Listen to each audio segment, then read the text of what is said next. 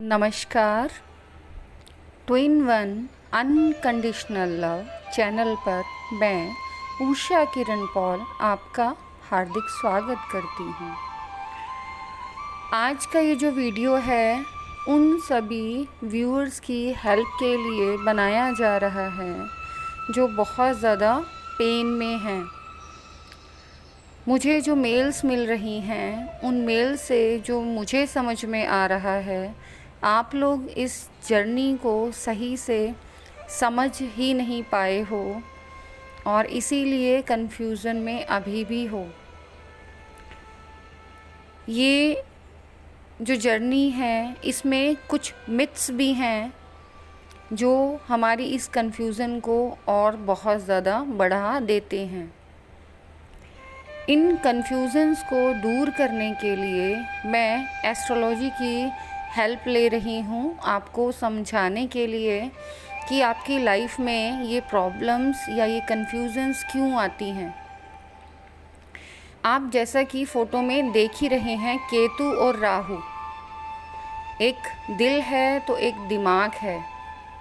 इस जर्नी में पूरी की पूरी जर्नी इन दोनों से इफ़ेक्टेड होती है, प्रभावित होती है। इस पूरी जर्नी में ये जो दो ग्रह हैं राहु और केतु, आपकी पूरी ज़िंदगी में ऐसा तांडव मचाते हैं।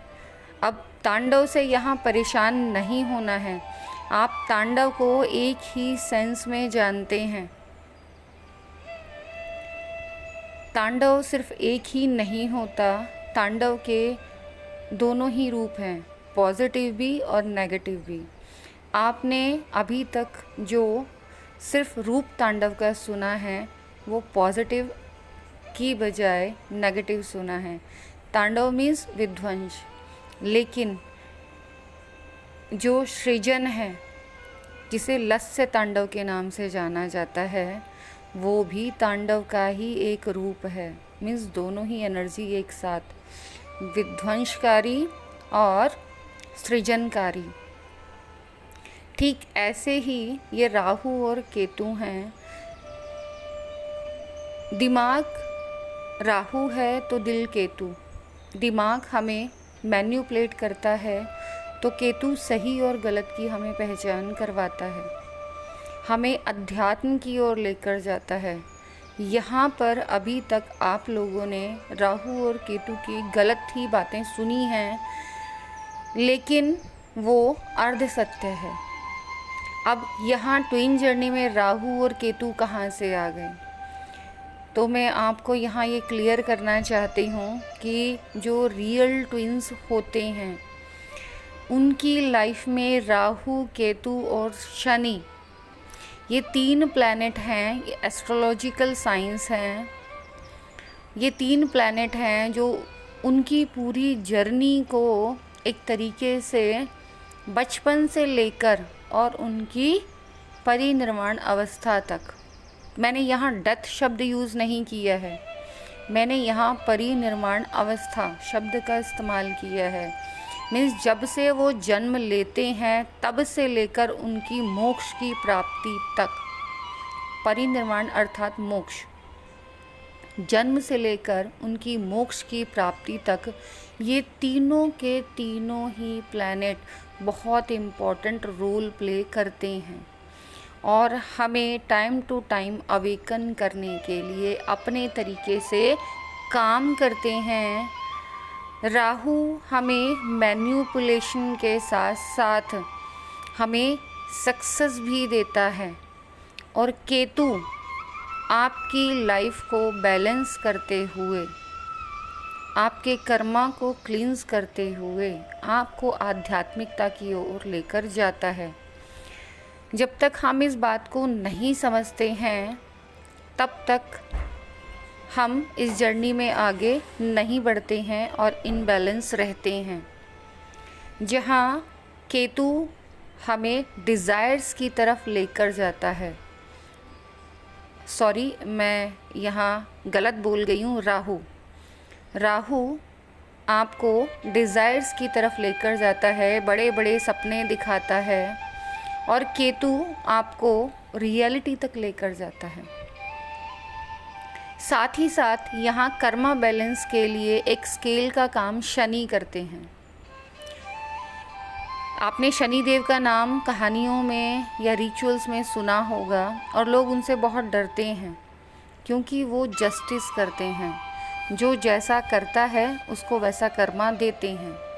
और लाइफ में आप किसी भी रिलीजन के हो या रिलीजन के ना हो, आप अपने कर्म को, कर्म मीन्स वो कार्य जो हमारे द्वारा किए जाते हैं, रियलिटी को, उसको सभी आप एक्सेप्ट करते हैं। वो एक्शंस जो हमारे द्वारा किए गए हैं हमारी लाइफ को आगे बढ़ाते हैं, गुड और बैड एक्सपीरियंसेस हमारी लाइफ में लेकर आते हैं। तो ये तीनों ही जो प्लैनेट हैं या तीनों ही जो एनर्जीज़ हैं, मैं यहाँ इनको प्लैनेट ना कहकर एनर्जीज़ कहूँगी, ये तीनों ही जो एनर्जीज़ हैं वो आपकी लाइफ जर्नी को आगे बढ़ाती हैं और आपको उस स्ट्रगल पीरियड से गुजारती हैं जो आपकी लाइफ में बहुत ज़्यादा ज़रूरी है। क्योंकि आपको जो आपकी लाइफ में सोल पर्पस दिया गया है आपकी ह्यूमैनिटी को सर्व करने के लिए, आप उस तक पहुंच पाएँ।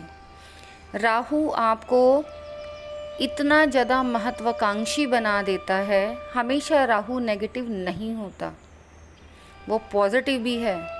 वो आपको इतना महत्वाकांक्षी बना देता है कि आप अपने ड्रीम्स के पीछे भागने लग जाते हैं। लेकिन जब ये ड्रीम्स फुलफ़िल नहीं हो पाते तो आप धड़ाम से नीचे आते हैं। और केतु आपको स्पिरिचुअलिटी की ओर लेकर जाता है। लेकिन किसी भी चीज़ की एक्सेस अच्छी नहीं होती।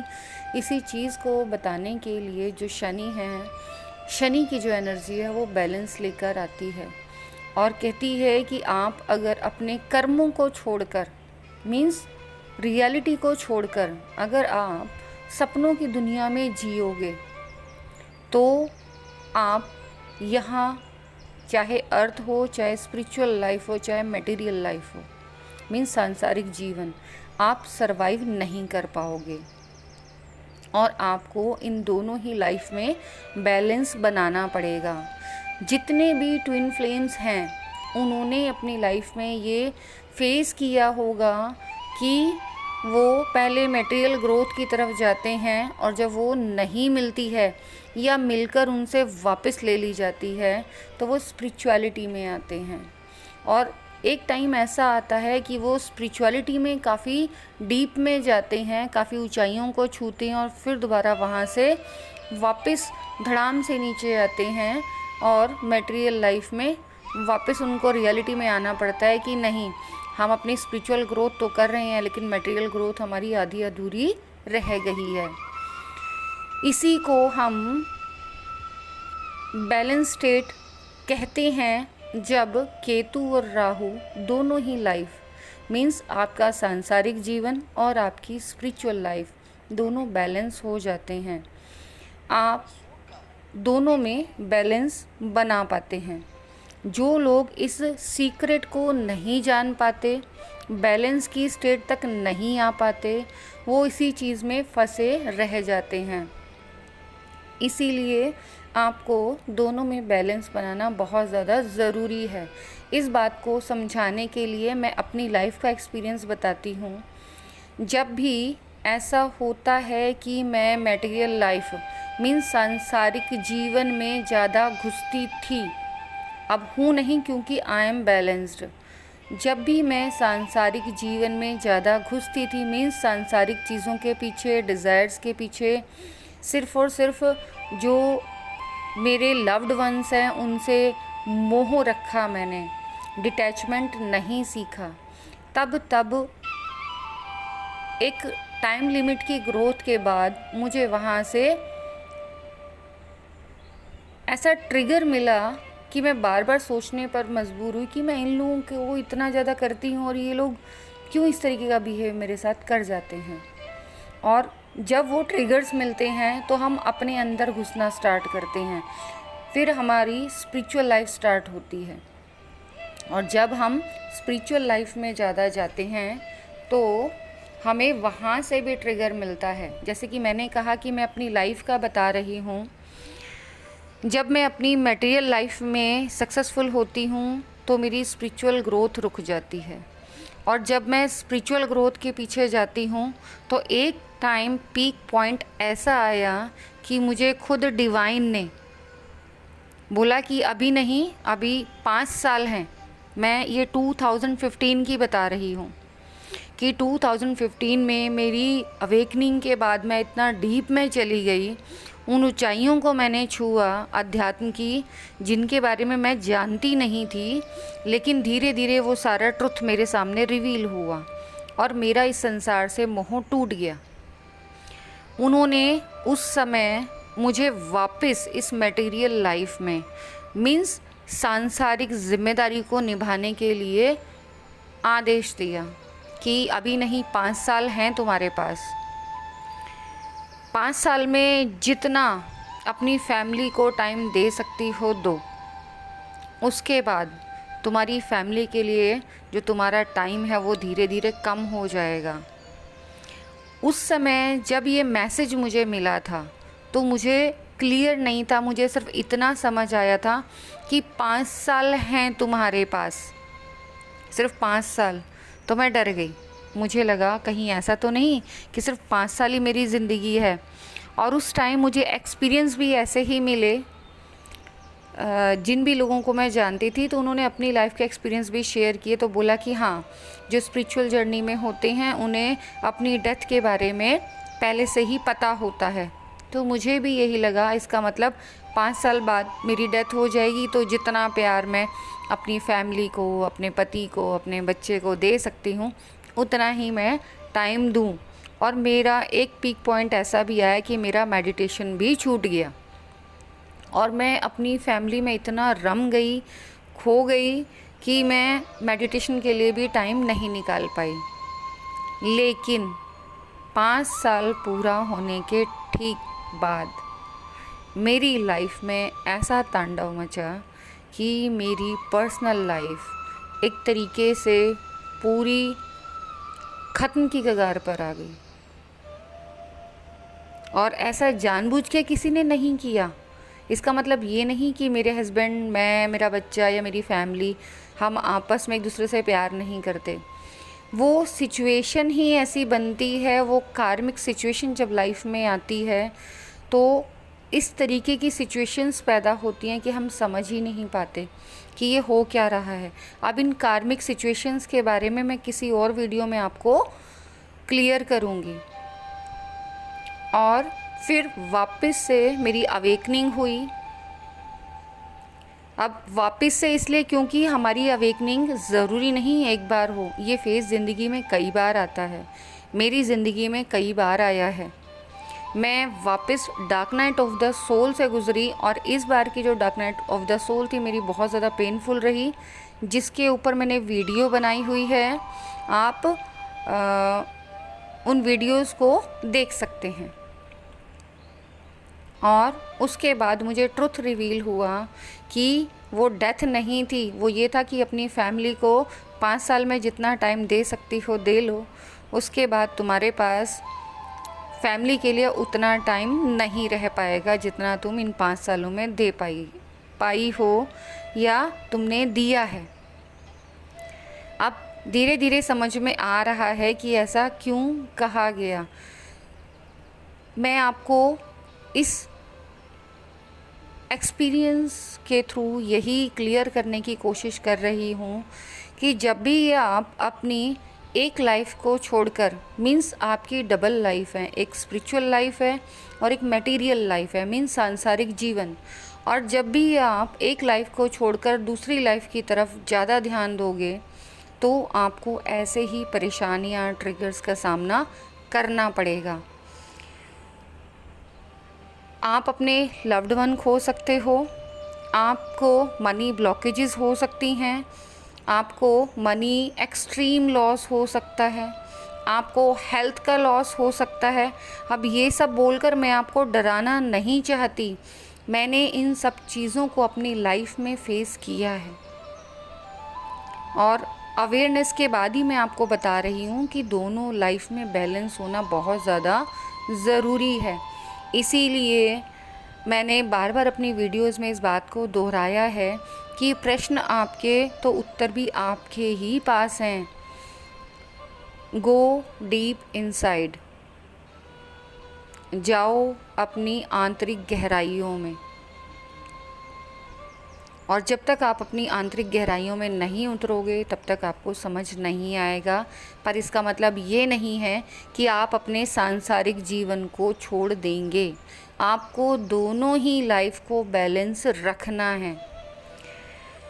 एक चीज़ और, जो ट्विंस होते हैं उनकी लाइफ में अगर आप कुंडली में देखें तो आपको कुंडली में राहु और केतु, इन दोनों की वजह से बहुत सारी प्रॉब्लम्स, ऑब्स्टिकल्स नज़र आती हुए दिखाई देंगे। ज्योतिषी आपको बताएंगे कि आपकी कुंडली में राहु का दोष है, केतु का दोष है या काल सर्प दोष है। आपको इनके उपाय करने पड़ेंगे।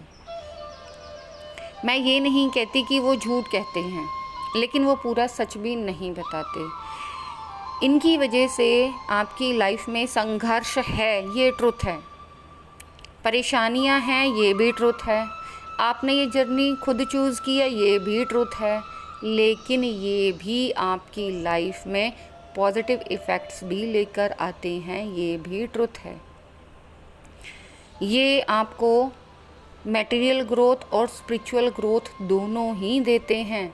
लेकिन उस लंबे संघर्ष के बाद जो आप अपनी ज़िंदगी में लर्निंग्स के थ्रू, मीन्स जब आप अपने लाइफ की लर्निंग कंप्लीट कर लेते हैं, तो चाहे राहु हो, केतु हो या फिर शनि हो, ये सभी आपको सपोर्ट भी करते हैं और समय रहते बीच बीच में भी आपकी ज़िंदगी में वो मोमेंट्स लेकर आते हैं कि आप प्लेज़र भी फील करते हैं। लेकिन जब प्लेज़रफुल मोमेंट्स आते हैं तो आप ये भूल जाते हैं कि सुख आया है तो दुख भी आएगा।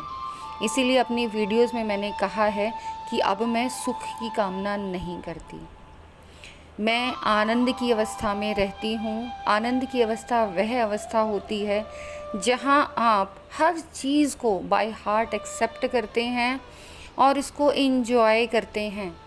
जैसे आप सुख को एंजॉय करते हैं, ऐसे ही दुख को भी एंजॉय करते हैं। अब आप सोच रहे होंगे कि दुख को कैसे एंजॉय किया जा सकता है, तो एक छोटा सा एक्सपेरिमेंट मैं बता सकती हूँ आपको। जब आप बहुत ज़्यादा पेन में हो कभी, तो बहुत फूट के रो लेना। उसके बाद आप देखना आप कितने रिलैक्स हैं।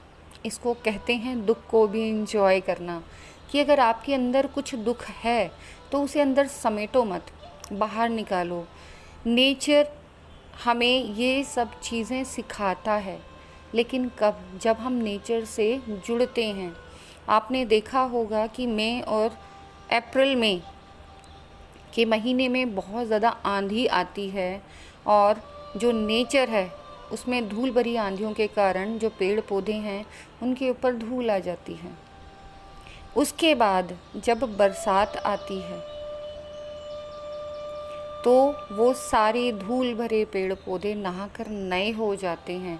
संघर्ष भी हमारे जीवन में ऐसी ही धूल भरी आंधियाँ हैं जो हमें ये बताते हैं कि अब बारिश आने वाली है, अब फिर दोबारा से नेचर खिलने वाला है, हमारी ज़िंदगी खिलने वाली है। तो इन सब चीज़ों के लिए सब्र की ज़रूरत है। मैंने अपनी पहले कुछ वीडियो में भी ये बात क्लियर की है, आज दोबारा कह रही हूँ। जितने भी ट्विंस हैं और जो पेन में हैं, वो नेचर से जितना अपने आप को जोड़ेंगे उतना ज़्यादा वो हील होंगे। आप मदर अर्थ से जुड़ें, ग्रीनरी से जुड़ें, नेचर से जुड़ें, पशु पक्षियों इन सब चीज़ों से जुड़ें। ये आपको अपनी लर्निंग्स लेसन सिखाते हैं। एक और सीक्रेट बताती हूँ। आप अगर वास्तव में बहुत ज़्यादा पेन में हो, बहुत ज़्यादा पेन में आप किसी से अपना दुख नहीं शेयर कर पा रहे हैं, तो आप नेचर में जाएं, पार्क में कहीं भी जा सकते हैं। चाहो तो अपने घर में ही पौधा उगा सकते हैं, मिट्टी से उसे अपने हाथों से संवार सकते हैं और उससे अपने मन की सारी बातें कह कर देखिए। आप कुछ ही टाइम में जिस पेन को इतना ज़्यादा फील कर रहे थे वो इतना ज़्यादा हील हो जाता है कि आपको याद भी नहीं रहता कि आप कभी पेन में भी थे। तो यहाँ पर अगर आप ये सोच रहे हैं कि आपकी हेल्प के लिए कोई ह्यूमन बीइंग हेल्प करेगा, तो सॉरी, यहाँ कोई ह्यूमन बीइंग आपको हेल्प नहीं करता है। सिर्फ हम ट्विन्स ही कुछ हद तक एक दूसरे की हेल्प करते हैं। नॉर्मली 3D पर्सन्स जो होते हैं वो आपको ट्रिगर्स ही देते हैं, धोखे मिलते हैं और आप पेन में आकर रोते हैं। जब तक आप नेचर से नहीं जुड़ेंगे आप हील नहीं होंगे। नेचर बहुत जल्दी हील करता है, चाहे वो नॉर्मल सोल्स हों या फिर स्पिरिचुअल सोल्स हों।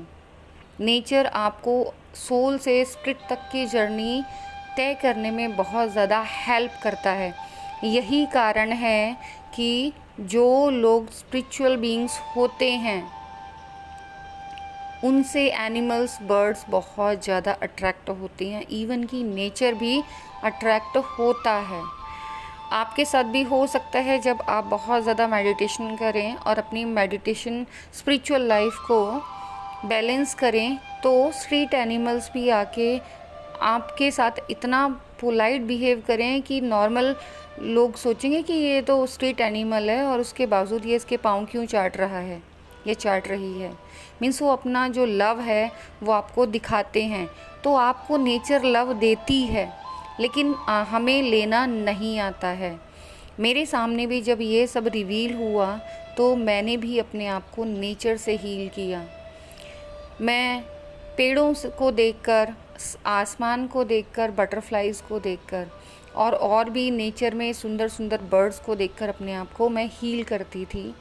और ये सब चीज़ें अपने आप ऑटोमेटिकली होती हैं जब हम नेचर के टच में आते हैं, क्योंकि हम लोगों की आदत नहीं होती है कि हम अपना दुख किसी और के साथ शेयर करें, और वो अंदर अंदर हमें और परेशान करता है और धीरे धीरे हमें शारीरिक बीमारियों के रूप में भी हमारे सामने आने लग जाता है।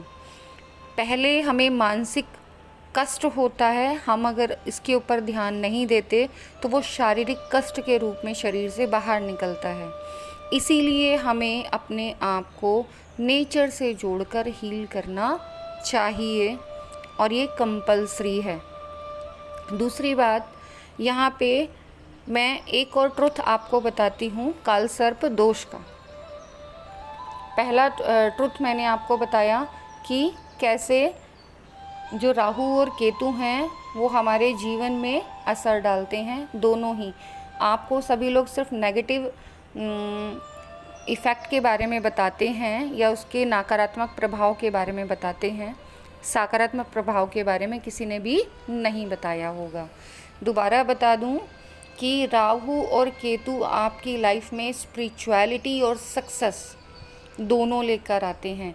तो जितने भी ट्विन्स हैं उनकी लाइफ में सक्सेस तो डेफिनेटली 110% है, मैं ये बात गारंटी के साथ कहती हूँ।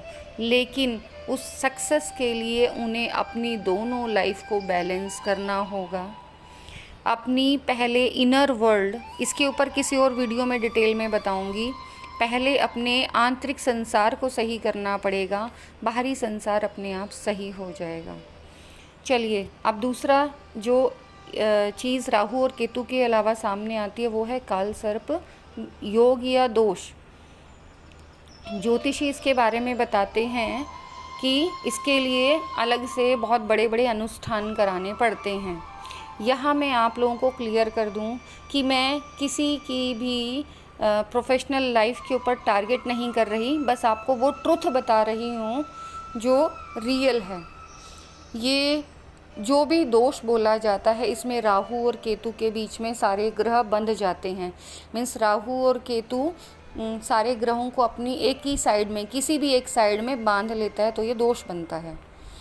और जिन मोस्टली ट्विन वंस की लाइफ में ये काल सर्प दोष निकलता है। मैं ये नहीं कह रही कि सभी काल सर्प दोष वाले ट्विन वंस होते हैं, लेकिन ट्विन वंस की लाइफ में काल सर्प दोष निकलता है। अब उनको क्योंकि इसका ट्रुथ नहीं पता होता कि उन्हें ये क्यों मिला है। उन्हें ये लर्निंग के लिए मिला है, अपने कर्मा को क्लींस करने के लिए मिला है, और उन सभी स्टेजेस को सीखने के लिए कि जो आगे जाके उनको ह्यूमैनिटी के लिए सर्व करनी है, इसके लिए मिलता है। ये आपको लंबा संघर्ष देता है और देर से सफलता देता है। ज्योतिषी आपको आधी अधूरी बातें बताते हैं, पूरी बातें कभी नहीं बताते। वो सिर्फ ये बताते हैं कि आपकी ज़िंदगी में बहुत ज़्यादा परेशानियां हैं, आपको कभी सक्सेस नहीं मिलेगी, तो आपको इसका लंबा बहुत ज़्यादा महंगा आपको निवारण कराना पड़ेगा, और वो बहुत सारे रिचुअल्स कराते हैं और ख़ुद करने के लिए बोलकर आपसे काफ़ी सारा पैसा ले लेते हैं। ठीक है, उसके बावजूद भी वो ये ट्रुथ कभी नहीं बताते कि जो उन्होंने रिचुअल्स किए हैं वो ओनली एंड ओनली कुछ समय के लिए इफ़ेक्ट डालते हैं, ज़्यादा समय के लिए नहीं। और जिनको नॉलेज नहीं होती वो इन चक्रों में आ जाते हैं। इवन सचिन तेंदुलकर की कुंडली में काल सर्प दोष है। अब मैं यहाँ पर एक क्वेश्चन पूछना चाहती हूँ कि अगर सचिन तेंदुलकर की कुंडली में काल सर्प दोष है तो उसे इतनी सक्सेस कैसे मिली? हर उस सक्सेसफुल पर्सन की कुंडली में काल सर्प दोष होता ही है। इवन कि उन्होंने तो इसका निवारण सामने मीडिया ने इस चीज़ को कवर भी किया था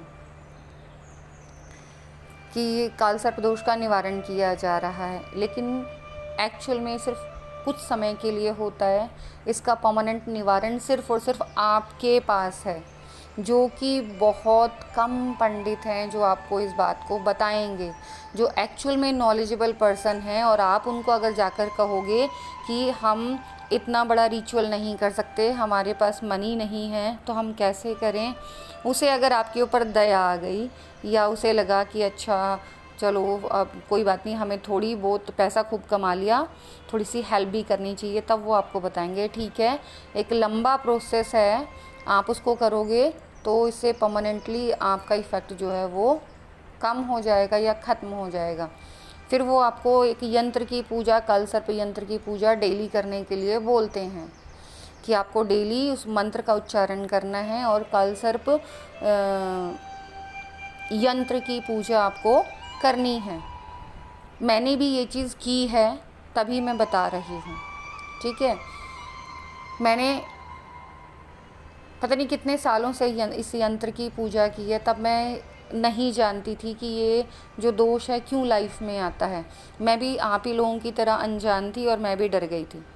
लेकिन ये सिर्फ़ और सिर्फ इसलिए बनता है कि आप अपनी लर्निंग सीख सकें, अपने अंदर जा सकें, स्पिरिचुअलिटी से जुड़ सकें।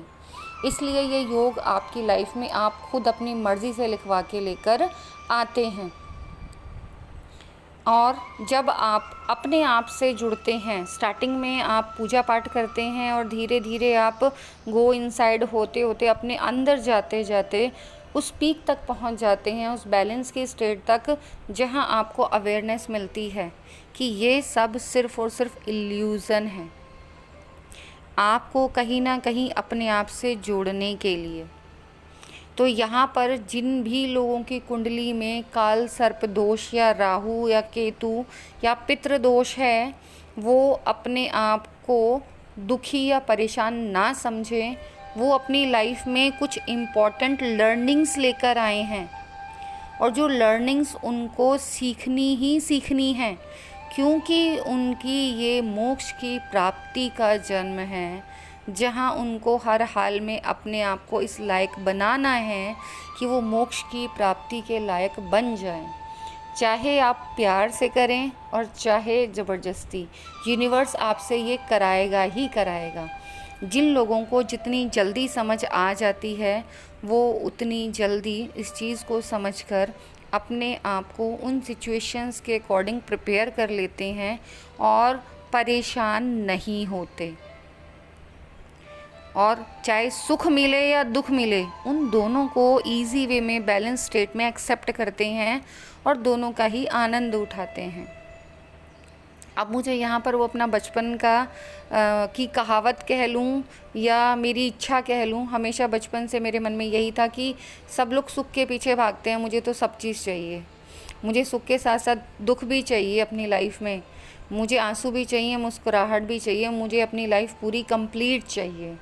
तो यहाँ पर हर ट्विन को अपनी लाइफ में कंप्लीट पैकेज मिलता है, जहाँ पर वो खट्टे मीठे नमकीन कड़वे जितने भी टेस्ट लाइफ के होते हैं वो सारे टेस्ट वो करता ही करता है, अमृत भी चखता है, जिसके बाद ही उसकी मोक्ष की प्राप्ति के रास्ते पर वो आगे बढ़ता है। तो आप लोगों को रोकर या परेशान होकर अपने आप को कोसने की या दुखी होने की या पेन में रहने की बिल्कुल भी ज़रूरत नहीं है।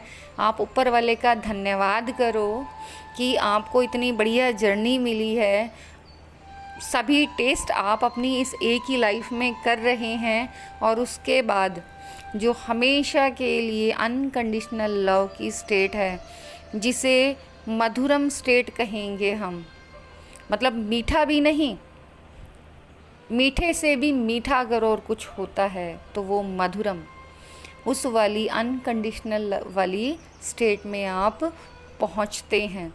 तो थैंकफुल हो जाइए उन सभी लोगों के लिए जो आपको ये ब्लॉकेजेस देते हैं। जो काल सर्प दोष है उसको कहते हैं कि वो आपके एंसेस्टर की तरफ से आपको मिलता है, एंसेस्ट्रल हीलिंग आपको करनी पड़ती है, इसको भी मैं किसी और वीडियो में क्लियर करूँगी। एंसेस्ट्रल हीलिंग आपको करनी पड़ती है, जितनी भी आपकी पूर्वज होते हैं वो आपको खुद चुनते हैं अपनी मुक्ति के लिए। तो यहाँ पर आप केवल और केवल अपनी मुक्ति करने के लिए नहीं आए हैं, साथ ही साथ आप अपनी पूरी एंसेस्ट्रल लीनेज मीन्स संपूर्ण पूर्वजों की मुक्ति के लिए भी काम करते हैं। इसीलिए आपको इतना पेन दिया जाता है, आपको इतनी पेनफुल जर्नी दी जाती है। ये सब मुझसे भी करवाया गया है और हर वो ट्विन अपनी लाइफ में करता है। जब तक हमें समझ नहीं होती हम सिर्फ तभी तक परेशान होते हैं, समझ होने के बाद हम अपने आप अवेयर हो जाते हैं और इन सब चीज़ों को क्लियर करते हैं। और इसमें हमारे स्पिरिट गाइड्स हमारी हेल्प करते हैं। स्टार्टिंग में वो हमें मिसगाइड करते हैं, लेकिन बाद में फिर वो हमारी हेल्प करते हैं। यहाँ पर मैं कहूँगी, और किसी चीज़ के ऊपर आप ट्रस्ट करो या ना करो, लेकिन सिर्फ एक के ऊपर ज़रूर ट्रस्ट करना, उस परमात्मा के ऊपर जो एक ही शक्ति है जिससे आप जुड़े हुए हो, जो बाहर कहीं नहीं है, सिर्फ और सिर्फ आपके अंदर है। उससे जुड़ो और उस पर विश्वास करना। जो गाइडेंस अंदर से आती रहे उसको फॉलो करना। बाहर वाले जो गाइडेंस दे रहे हैं उनको ध्यान से सुनो, उसके बाद भी अपने अंदर की गाइडेंस को सुनो। अगर दोनों गाइडेंस एक हैं तो उस गाइडेंस को मानो, और अगर कहीं दोनों में डिफरेंस है कि अंदर की गाइडेंस और बाहर की गाइडेंस में अगर डिफरेंस है तो सिर्फ़ और सिर्फ अपनी अंदर की गाइडेंस को मानो। आपसे हर पल हर क्षण परीक्षाएं ली जाती हैं, आप उन परीक्षाओं को देते हैं, पास होते रहते हैं और अपनी लाइफ को स्मूथ बनाते रहते हैं। जितना अपनी लाइफ के इन एग्ज़ाम से भागोगे, इन मुश्किलों से पीछा छुड़ाओगे, उतना ही ये बार बार गोल गोल घूमकर आपके पास में आ जाएंगी और आपको बार बार परेशान करेंगी। तो आपके पास कोई रास्ता नहीं है, आप गॉड के वॉरियर्स हैं। अपनी आपको वॉरियर की ड्रेस में ड्रेसअप कर लो और इन सारे ऑब्स्टिकल से लड़ना, आमना सामना, दो दो हाथ करना शुरू कर दो और खुश रहो। विश्वास करो उस परम ऊर्जा पर कि वो हर पल हर क्षण आपके साथ है, और आपकी लाइफ में कभी एंजल्स के रूप में, कभी स्पिरिट गाइड्स के रूप में, कभी वो खुद आते हैं, कभी बच्चों के रूप में, और कभी किसी और एनर्जी फॉर्म में आपको असेंड करते हैं। यहाँ एक चीज़ और मुझे क्लियर करनी है कि इन लोगों की लाइफ में, जिसको हम ब्लैक मैजिक या नेगेटिव एंटिटीज़ या नेगेटिव एनर्जी कहते हैं, वो भी इफ़ेक्ट करती है, चाहे हम माने या ना माने। इस चीज़ के ऊपर मैं नेक्स्ट किसी वीडियो में क्लियर करूँगी अपनी लाइफ के एक्सपीरियंस देकर, जिसमें कि ना तो मैं ना मेरी फैमिली इन चीज़ों में बिलीव करती है। इट मीन्स कि ना तो मैं बिलीव करती ना मेरी फैमिली बिलीव करती, फिर भी ये सारी चीज़ें मेरी लाइफ में आईं, और कैसे अपने आप डिवाइन ने ही गाइडेंस के थ्रू मुझे इन चीज़ों से बाहर निकाला, और अभी भी वो प्रोटेक्ट करते हैं। इसीलिए वो प्रोटेक्शन शील्ड आपको दी गई हैं, उन शील्ड्स का यूज़ कीजिए। मेरी प्रीवियस वीडियोस में वो शील्ड्स दी गई हैं। जो लोग उनको यूज़ कर रहे हैं उनके एक्सपीरियंस वो शेयर कर रहे हैं कि उनको बहुत ज़्यादा बेनिफिट हो रहा है। तो सिर्फ इसलिए कि ये सब बकवास है और आप उनको नेगलेक्ट करें, उससे अच्छा है कि आप एज ए एक्सपेरिमेंट ही सही आप यूज़ करके देखिए तो सही कि वो आपकी कितनी हेल्प करते हैं। आपको इस पेनफुल जर्नी से बहुत रिलैक्स मिलेगा, आप पॉजिटिव एनर्जी से जुड़ेंगे, डायरेक्ट डिवाइन से आपकी कन्वर्सेशन होने लग जाए तो भी कोई हैरानी वाली बात नहीं है, क्योंकि ये सारी शील्ड्स डिवाइन की ही हैं। चलिए, आज की वीडियो में बस इतना ही कि इन चीज़ों से जिनसे हम डर कर दूर भागते हैं, इनसे डरना नहीं है, इनका सामना करना है। ये भी एक ब्लेसिंग है, लेकिन एक डिफरेंट ब्लेसिंग है। ये भी कहीं ना कहीं हमारी हेल्प करती हैं हमारे असेंशन में, बशर्ते हमें इनका रियल मीनिंग समझ में आ जाए। अगर आपको इन सबको समझने में कोई कन्फ्यूज़न हुई हो तो आप कमेंट के थ्रू या फिर ईमेल के थ्रू इनको क्लियर कर सकते हैं। अगर कुछ रह गया होगा तो मैं और वीडियोस बनाकर इस टॉपिक को क्लियर कर दूंगी। बट अपने आप से आप एक प्रॉमिस कीजिए कि जो भी लाइफ में स्ट्रगल्स आपके आएंगे या पेन आपको मिलेगा, उससे आप ना तो परेशान होंगे ना हताश होंगे। सिर्फ़ और सिर्फ डिवाइन पर बिलीव करेंगे, नेचर से जुड़ेंगे, अपने आप को हील करेंगे। हीलिंग के लिए मैं आपको पहले भी बता चुकी हूँ कि आप फ्रीक्वेंसी म्यूज़िक सुन सकते हैं, इंस्ट्रूमेंटल म्यूज़िक सुन सकते हैं, फ्लूट म्यूज़िक बहुत ज़्यादा पावरफुल है, और नेचर से कनेक्ट होइए। देखिए नेचर आपको कैसे कितनी जल्दी हील करता है। साथ ही साथ एंजल से भी आप कनेक्ट होते हैं, लेकिन इन सब चीज़ों का एक प्रोसेस होता है और उस प्रोसेस के थ्रू ही आप इनसे कनेक्ट होते हैं।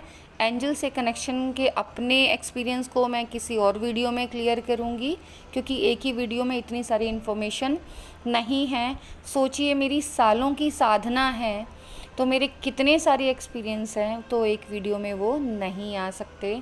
कोशिश मेरी यही रहती है कि मेरे एक्सपीरियंसेस आपको हील कर पाएँ, आपको गाइडेंस दे पाएँ, और आपकी इस पेनफुल जर्नी के पेन को कम कर पाएँ और उसे भी इंजॉय करना सिखा पाएँ। मेरी इस वीडियो को बहुत ध्यान से सुनने के लिए, देखने के लिए आपका बहुत बहुत आभार, बहुत बहुत धन्यवाद, आपका ग्रैटिट्यूड। परमात्मा करे कि वो अपने अनकंडीशनल लव के शावर में आप लोगों को सराबोर रखें, आपको अपने अनकंडीशनल लव के फ्लो को हमेशा एहसास कराते रहें, देते रहें। God bless you.